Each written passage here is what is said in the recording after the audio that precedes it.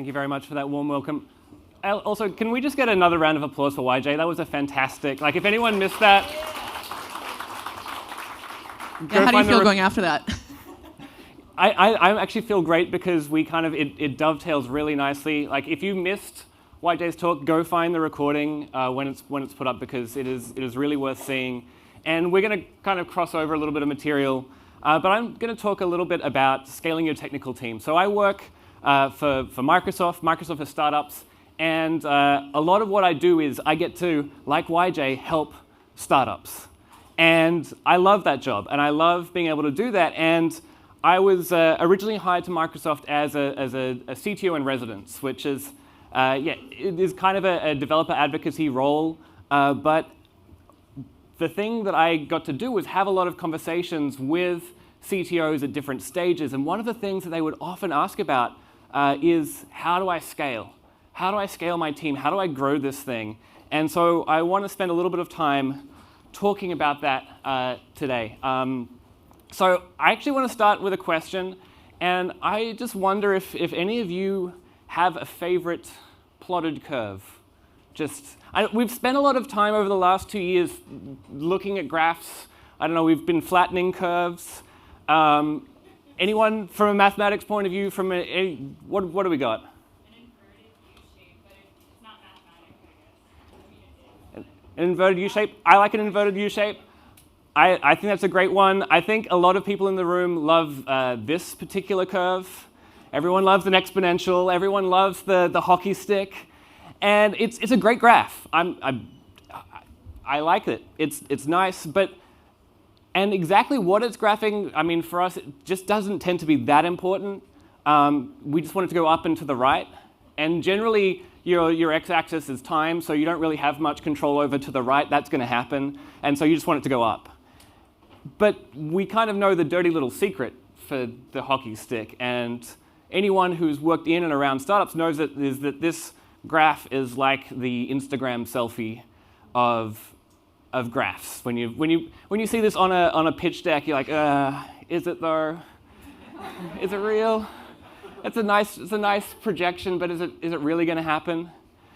It doesn't capture all of the blood and the sweat and the tears that go into building a business, that go into pioneering a product, to making a market. It misses all that. And so I'd like to suggest that perhaps this is a better graph. So it's an S-curve or a sigmoid curve, you can call it what you like, and it includes everyone's favorite hockey stick, but it tells a bit more of the story. The sigmoid curve describes so many natural and human phenomena. I actually saw another one this morning looking at drug dose response curves, which follow a sigmoid curve. It could be the growth of brewer's yeast over time. It could be the inundation and retreat of the Okavango Delta in Botswana. It could be if you graph the increase of television ownership over time. You can graph number of televisions in the US per 100,000 people, and you get a sigmoid curve. It's a wonderful curve, and it's great for describing a lot of things. And I want to talk about this in relation to scaling our teams. And I'm not the first person to talk about startups and sigmoid curves. You might have heard Kent Beck talk about it with his Explore, Expand, Extract. And we're going to talk a little bit about that because I think it's a really useful model. Or you might have read, there is a fantastic post by Gavrilo Bozovic in which he demonstrates this very curve against Twitter and Facebook's user growth. But I want to use this growth curve to help you understand how to grow your technical team and how to scale it effectively as your business grows. And this is not just like a hiring talk. In fact, it's not at all a hiring talk. It's very much about how you get the most out of the people who you have at the various stages of your startup. I know when we think about scaling in tech, we often think about stuff that you'd find on like highscalability.com. I don't know if anyone else has kind of gone through sites like that and kind of just, I love geeking out on other people's architecture. I come from a developer background. I've been a CTO, so I love looking at how people solve these problems. But there's more to scaling your tech, your business, than just your architecture or your infrastructure. And so last year, or no, it would have been 2019 when we were still allowed to travel, I asked a bunch of technical leaders what keeps them up at night. And this was kind of how the answers fell out. And you can see that it's the people-y things. It's the people-y things that keeps us up at night. And I tend to agree, because a lot of the problems that we're solving these days, when we're thinking about scale, they're fairly well-trodden paths. We're not in like the early 2000s anymore, where like if you're a startup and you're growing, you're madly racking servers and trying to keep up with the growth. The cloud has changed the game. This is commodity now. And so if you're riding this growth curve, a huge part about what's going to shape that curve is the team that you have with you. And it's your technical team especially. And it's not just the technical team. Like engineering has to come together with product, with sales, with marketing, and it all has to work together for this thing to happen. But I'm an engineer, so my bias is engineering. So that's what we're going to talk about. And so we're going to get to know our curve. And I mentioned Kent Beck, and I mentioned explore, expand, extract. And I think it's a really useful way to think about this growth curve of a startup.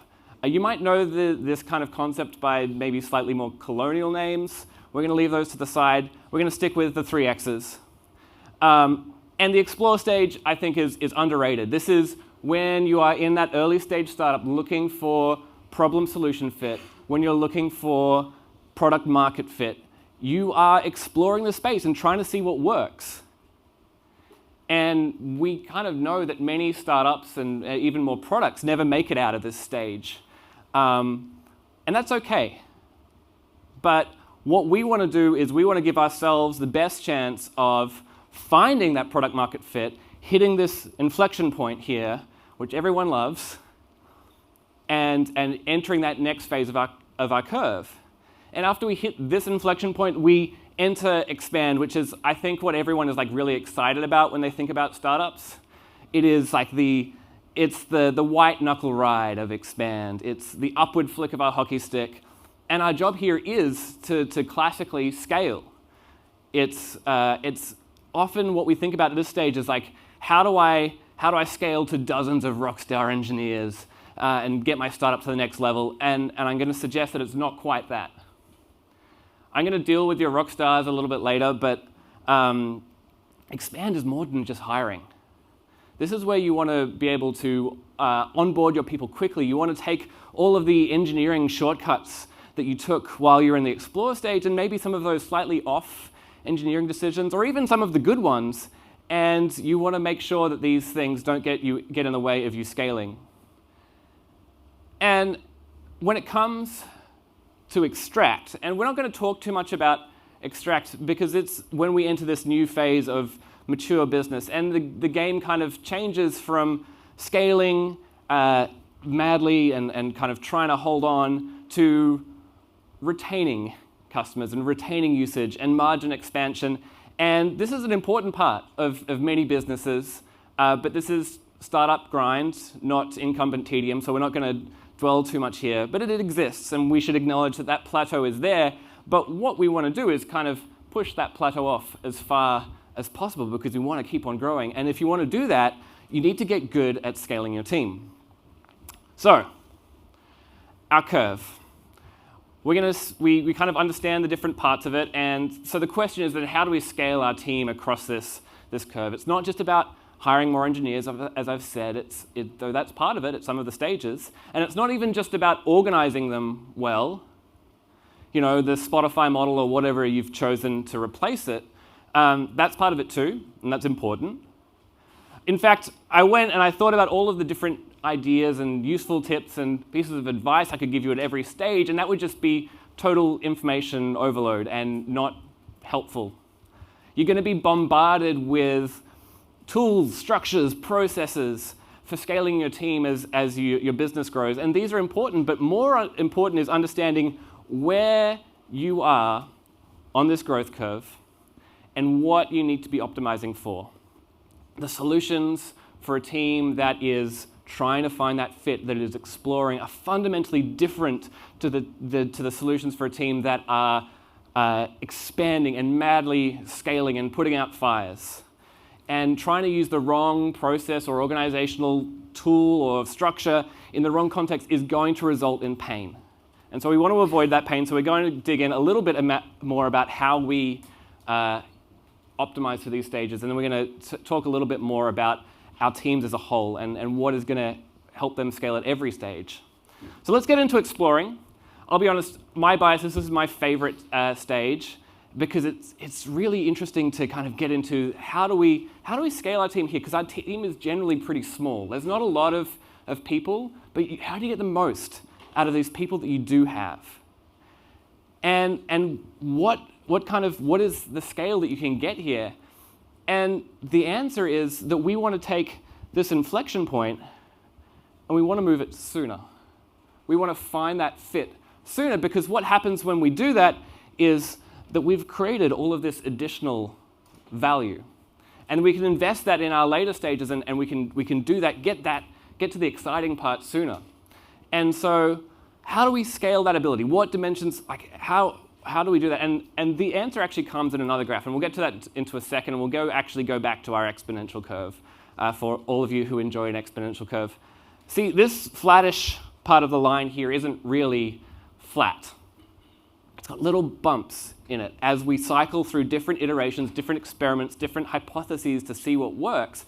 And every now and then we might have a lightning bolt of insight, but I've seen even the most insightful subject matter experts not have their ideas stick the first time, or the 5th time, or the 10th time.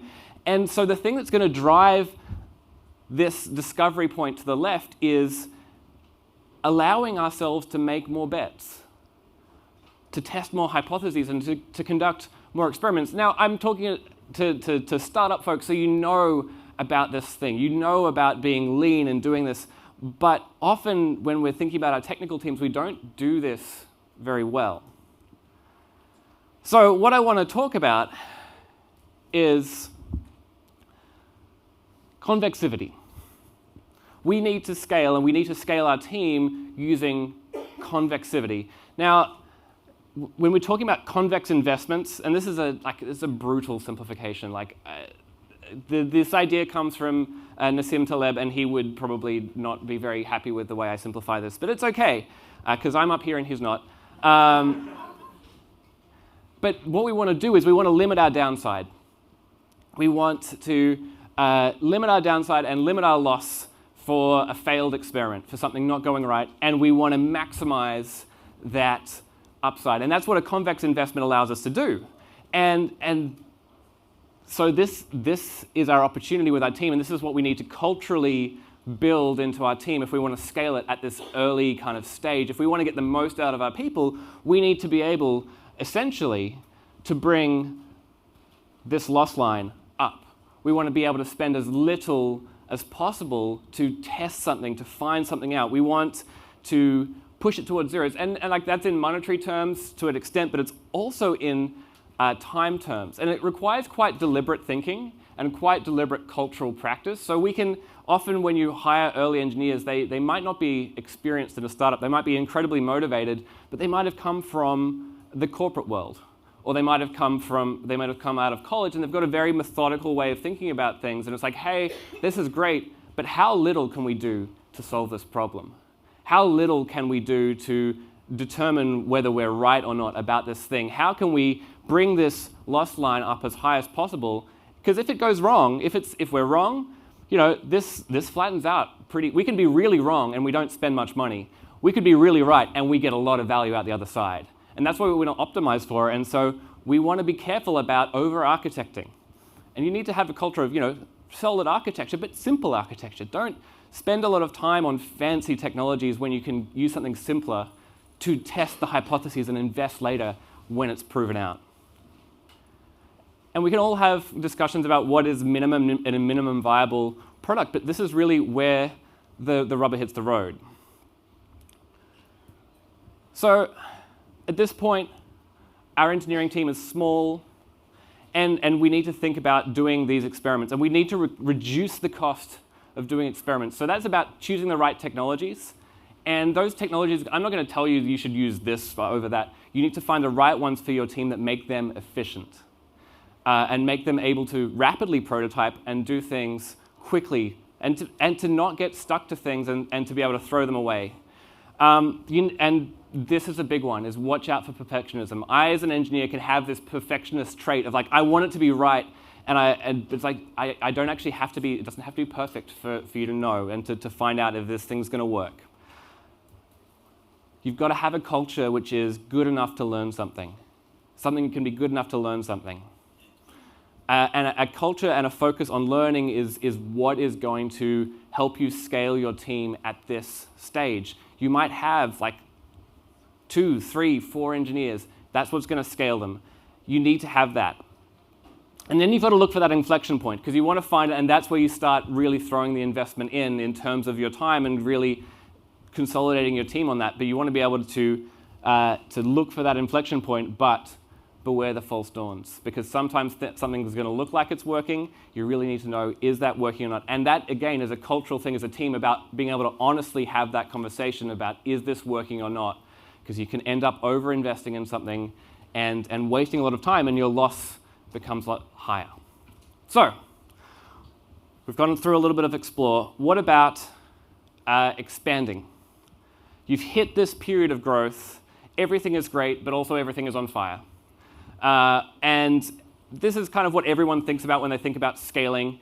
And there's a lot that's been said already about this stage. It kind of, maybe that's the talk you were expecting. But there's some things that are frequently overlooked. What we want to do here is we want to make this rise as steep as sustainable. You want to break through the technical barriers to scale that would limit you from actually taking the full potential of your idea or your product. And the classic outworking of this is kind of something that we're used to. Like for OG Twitter users, we had a conversation last night where someone asked, has Twitter ever really gone down? It's like 2008, 2009, Twitter was down half the time, it felt like, because it was going through this massive growth. And your engineering team is important, but modern infrastructures kind of make it pretty easy to do that kind of scaling now if you're able to pay for that scale. If you're in the cloud, you can buy more resources. You can buy whatever you need. It's not a long-term solution, but it's going to get you past that next hump. But the thing that you're probably also madly scaling is your team. And you're increasing your team size, increasing your number of engineers that are working on this. And with this growth, you've got some revenue, or you've got some capital in the door, and you're dutifully spending it, hiring more people. You've got some great team players. You've got I love the idea of having a community. That's fantastic, YJ. But you've got to give them the right tools to get on with the job. And the places that you can invest really significantly is how well do you bring people on board? How quickly can you get someone productive? And really importantly, you need to measure this. You need to look at how long does it take from us getting an engineer in the door to them being able to be productive and start making commits. And I don't know if about you, but I'm very used to the thing of you come into a new project and there's a README file with instructions about how to get stood up. And that README is like out of date, even though it was like last updated 2 weeks ago, and it's decayed. And so you have an engineer who onboards and spends a week trying to get their dev set up ready. And it's not good. How long is elapsing between that? How much are you wasting? And are you not pushing that curve up because you're not onboarding your engineers well? And it's not all about tools, but I do want to show you something that is super cool. And I'm only going to do one demo today because this is about people and not technology, but this is a really cool thing that I wanted to say. So traditionally, you have this half-written README, and it's kind of error-prone. One of the things that I really love is in VS Code, we have this thing called dev containers. So I've got an example Python project here, and it's got a README here. It's a relatively simple README, thank goodness. But I want to make it even easier for my team to onboard. So what I'm going to do is I'm going to quickly add a development container configuration file. And the great thing is I don't have to think too much about this. I just can say, well, this is a relatively simple Python project. And there's one for most common languages. And so that's going to set me up a lovely Python environment to work in. It's going to work on my M1 Mac. It's going to be fine. We're going to have JavaScript in there so that we can do all of that stuff. We're going to add some tools. So we're going to add the Azure CLI. We're going to add Git, because that's useful. And what we'll do after we select some versions, I really should have sped this up. It's better than me typing while we're doing it, though.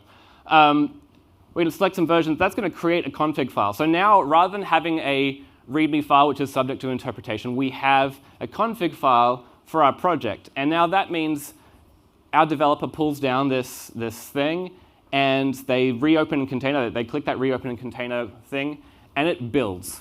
And they have an environment which we know works. Now, what we can do is we can go one step further than this. This is great. But what we can do is we can go one step further, because we've got a Docker file and stuff. That's fantastic. We put this into CI. We put this as part of our build processes. So we are constantly building our development environment, making sure it's fresh, making sure it's good. And so when someone comes in, it's not a matter of a week. It's a matter of, hey, install Docker, install VS Code, press it, pull the GitHub repository down, and then press the button, and it pulls this fresh development environment container ready for me to go. I know it's working. I know it's there. And I've just saved a week of faffing around and pain. You have a happier dev, which is hugely important. And you have a productive team. If you're interested in that, go have a look at it. It is great. I mean, I use it on my own pretty religiously. I set up machine learning environments in seconds. I do all of this stuff, and it's fantastic. So I really suggest take a look at that. It's worthwhile because it's just one of those ways. And there's dozens of these things of thinking about how do we make this experience of onboarding, how do we get people more productive faster? Because if you're scaling and they're not productive, you're wasting your time. So I'm going to give you a couple more seconds to grab this. And then we're going to move on a little bit more through our expansion. So we want to steepen this curve. And that's great. And not just by hiring, but investing in boarding, getting people ramped up and rolling faster. And if you're rapidly scaling your team, you can't afford to be going backwards. We want to keep this line going up. But there's other things that we want to do to this line as well. And there's a second thing we want to do with this expand stage. And not just steepen the curve, but also take this plateau. Because the plateau, let's be honest, this plateau is kind of depressing if we're talking about startups. That it's like everyone's going to kind of go over the top of this curve. And that's depressing. What we want to do is we want to push this plateau as far up as we possibly can. Because we have to understand that as we are scaling madly and things are on fire, that curve is that inflection point, that second inflection point is rapidly barreling towards us. And we want to be able to put that off. And the reality is this steep part of the curve isn't a straight line either. It's actually, well, this is our value, we like that. This steep part of the curve is actually made up of lots of little iterations in and of itself. And so we need to be able to set up our team and set up our culture to be able to do that and to do this business of scaling and iterating and doing this. And it's kind of like mini explore stages. It's kind of like mini through this loop. But we can afford bigger bets now because we have some capital. But that means we need measurement discipline. We need to optimize for feedback for our engineers from a product point of view, but also from an engineering point of view. And that scales the impact of your team. It makes them better at being able to sustain this. And you need to have the right mix of people in your team as well, because you need people who want to run to the fire and go and put it out, and you also need the people who have a vision past the fire looking at, okay, what's the next thing? And so you need to get that right mix in your team to be able to sustain this growth so you don't kind of knock over the top. So, this S-curve. We're kind of happy with it. For our explore stage, we want to do a few things. We want to build developer velocity. We want to get them going fast and keep them going fast. We want to make sure that we are only taking on necessary complexity. It's very easy to start going into the stages of really investing in stuff that we've heard that growth stage startups need. Your engineering team needs to have the culture of do we actually need this? Because if you're investing in complexity here and you've gone down a wrong path or you've kind of reduced your optionality by your technology choices, you've negatively scaled your team. And the third thing you want to do is find bottlenecks early. Find bottlenecks in your team, find bottlenecks in your technology to be able to scale. Now, I love this because YJ mentioned this quote, a Peter Drucker quote, culture beats strategy for breakfast. And that's gonna, no matter what tools you use, no matter what else you use, that is a fundamental fact that is going to scale your team. If you have a culture which enables this, it doesn't matter what processes or approaches you take with your team, the biggest factor that's going to do that is going to be your culture. And it's kind of a predictable thing to say, but I really do mean it. And what we actually want in terms of the culture of our organizations is we want them to be anti-fragile. We want them to be learning organizations. And alongside whatever else you think is important for your organization, there are two things that are really going to scale your team. And those are psychological safety and a growth mindset. You combine those two things and you will scale your team and scale their impact massively. No matter whether you have like 2 devs or 200, that's what's going to make it. And these feel very buzzwordy to me and they feel very misunderstood. But what I want to talk about is the idea that like psychological safety is about creating an environment where it's safe to take interpersonal risks. A psychologically safe environment is one where your team members feel safe to do those potentially risky things. And we talk about moderate interpersonal risks. So it's not going and doing something completely off the chain, but it's about asking hard questions. It's about, or even questions from a place of ignorance. That's actually really important to be able to ask questions like the I don't know questions. We need to enable that in our teams. We need to enable them to feel safe to raise concerns. And most importantly, I think, to admit mistakes or failures or that something isn't working. And this feels awfully touchy-feely for something that was kind of entitled a tech talk, but it is so significant because we work on socio-technical systems.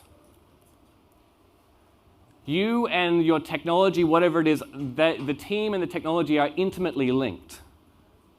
And you might be able to avoid kind of shipping your org chart, but I can tell you, you are going to ship your organization's dysfunction.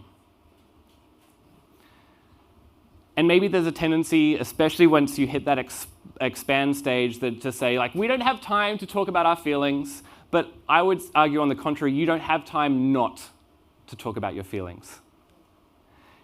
You don't have time not to invest in safety. The initial research that led to what we now know as psychological safety actually came from a medical environment, high-pressure environments where people are making life-threatening, life-altering decisions under crushing caseload, constantly going, but it was found that the teams that invested in psychological safety, and they didn't even know what they were doing or calling it, teams that invested in that had better patient outcomes, had better performance. Ironically, those teams also had higher rates of reported medical error, but that was because they felt it was a safe place to admit mistakes. Remember that. What psychological safety does is it enables interpersonal convexivity. We talked about convexivity before. We had the graph. So if we change this and we go, we have a good, we take a good interpersonal risk and it pays off. We get that good payoff. In a psychologically safe environment, we can cap that downside. So we ask a question and it's like, how do you not know that? But that's okay, we're learning together. That's okay, we've had a limited interpersonal loss. We've done all right. If your team has a really negative response to that, has a really negative, if you feel like you're going to be ostracized or pushed to the outer, or you're going to be put on a PIP, whatever it is, these interactions can make or break the success of your team. And this is fundamentally what's going to scale your team positively or negatively. Because when you're in the explore stage and you want to test something in your market and your dev hits a roadblock, you want them to be able to throw their hand up as quickly as possible, and you need to work out the best way forward. Do they keep investing in this? Do they keep on driving that loss down? Or is it time to try something else, try a different approach? Or do you throw the whole thing out? The sooner you find that out, the better. And so you need to enable people to speak up. Otherwise, you are not going to effectively scale the impact of your team.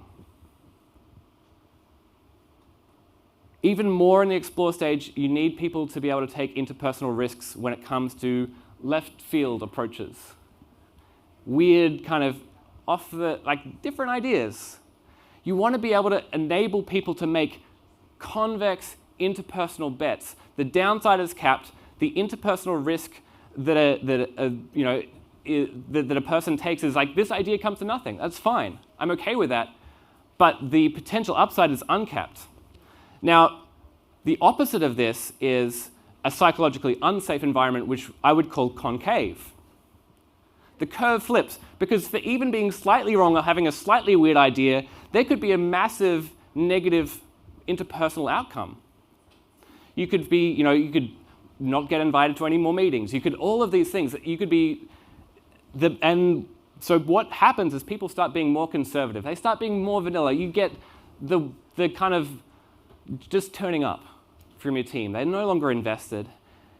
And that's not what you need. At any stage of a startup, if your team flips, if the curve flips from convexivity, interpersonal convexivity to concavity, you're in trouble. Because your ideas will be vanilla. The failures will be hidden. Doesn't mean they go away. They're hidden until they burn the whole place down. And people don't have the context or the information because they're unwilling to ask questions. So you need to invest in a psychologically safe environment. And that comes from leadership. That comes from people in leadership modeling the behaviors that you want to see. That comes from leaders saying, I don't know.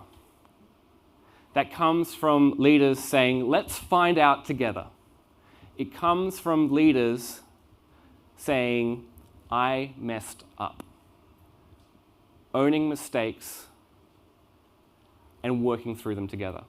Because if you do that, if you demonstrate those behaviors, your team starts to say, hey, this is something that I can be part of. This is something that I can do. I can admit my mistakes. I can ask questions from a position of ignorance. And I know that this isn't going to come back to me. Because what we're doing is we're building an anti-fragile team. If you reward these things, if you reward these interactions, if you reward divergent ideas, even if they don't pan out, or even if you reward admitting failure, what you actually have is the underpinnings of an anti-fragile culture, an anti-fragile team. Anti-fragility, like the classic example of anti-fragility is something that's not just resilient, not just that withstands stresses, but that actually grows from stresses. My favorite example of anti-fragility is actually like your leg bones. So if you were to have a massive impact to your legs, like falling from a height, it would shatter them. They would be useless. It's not good. However, if you have thousands upon thousands of small impacts on your legs, like, say, walking, your legs become stronger. Your long bones become stronger. And the same thing is what you want for your team. It's like you want, okay, this might have been a little bit of a hit, but we grew together through it. And so this is the thing that we want to build, is an anti-fragile team. Your team in a startup is going to be under stress. That is the nature of the game that we've signed up to. This is startups. You're going to make mistakes. This is startups. And it depends how you respond to them. That's what's going to make the difference for your team. You don't just want a resilient team. Resilient teams are good. Anti-fragile teams are what are going to win you the game. You want a team that learns and gets stronger.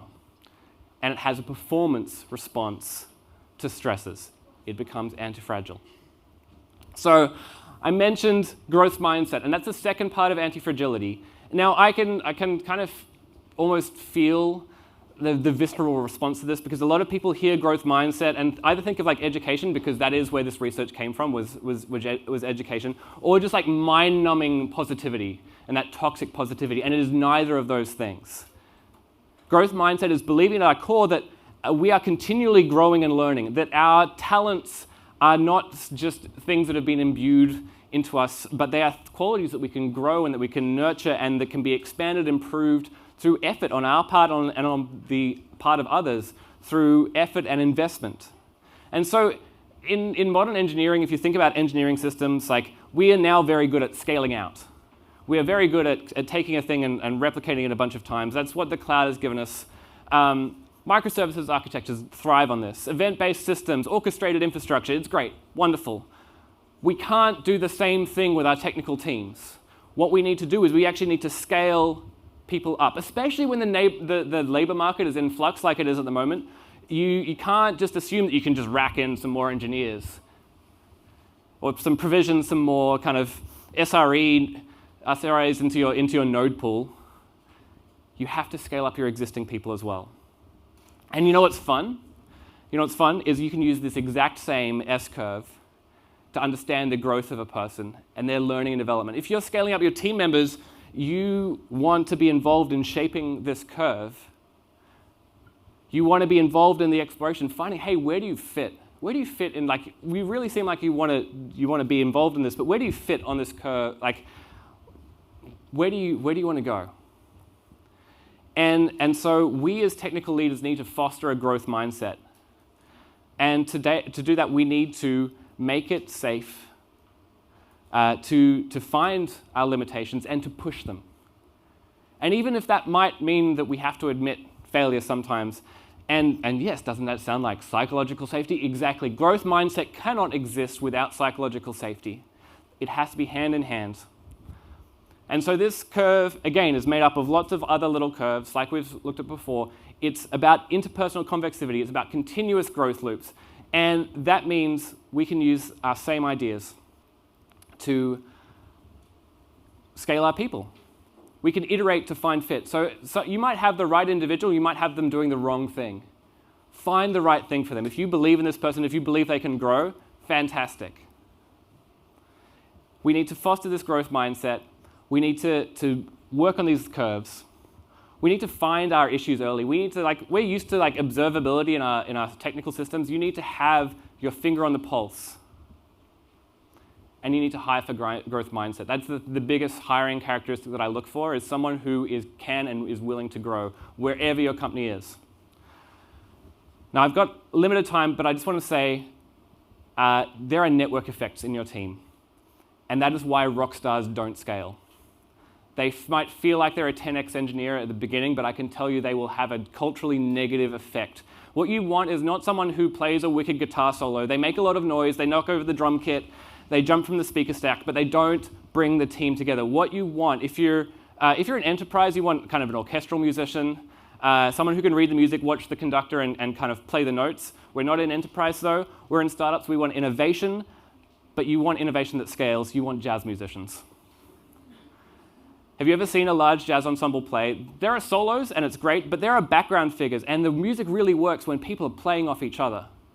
And that's what you want to do. You want to build a cumulative IQ of your team. So please, if you hear one from me, don't look for rock stars. Look for people who are willing to grow and who are willing to grow as part of a team.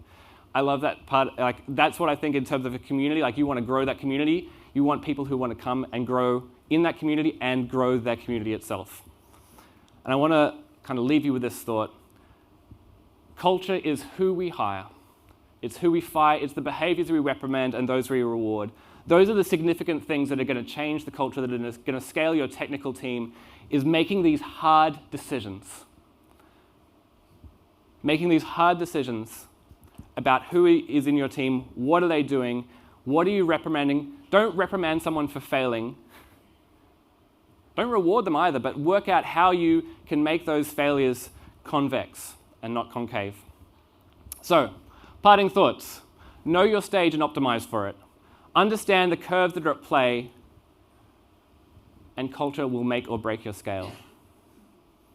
Thank you very much.